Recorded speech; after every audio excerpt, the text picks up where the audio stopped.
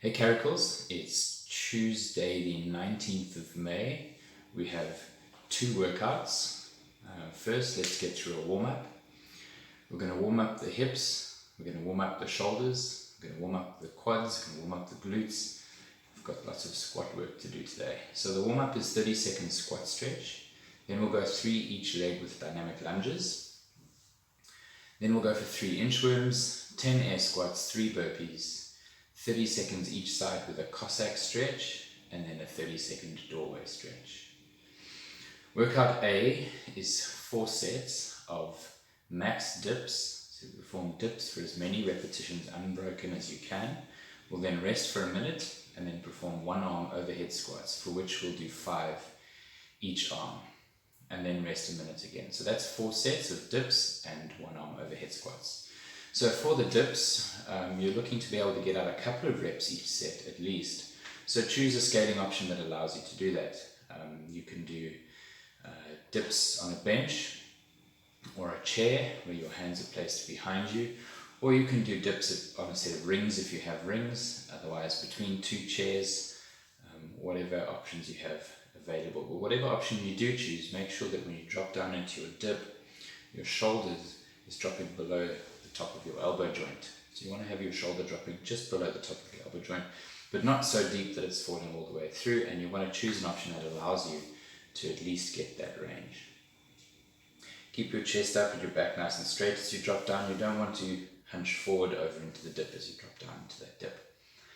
Your overhead squats, you've got your arm pressed right up overhead, your hand is above your shoulder. As you drop down into that overhead squat, make sure that your posture is sound by keeping your chest up and you don't want to curve at the back. You also want to have your arm directly above, so if your shoulders are tight, you might find your arm is pushing forward in that overhead squat and you tend to lose the weight forward. Keep your arm pulled back, so you really have to have mobile shoulders for that. If you find that you're battling to drop deep into those overhead squats, then don't drop all the way down. Drop down into a position just before your heels start to pop up off the floor. And you can make a project out of dropping deeper and deeper into your overhead squats over time.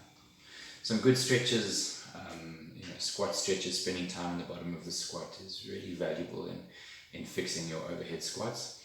And so is improving your overhead shoulder mobility. So that's workout A. We've got our dips and we've got our overhead squats. Then we've got workout B. Workout B is every minute on the minute for 20 minutes. There's 4 stations, so that's 5 sets each. The first station is 15 air squats.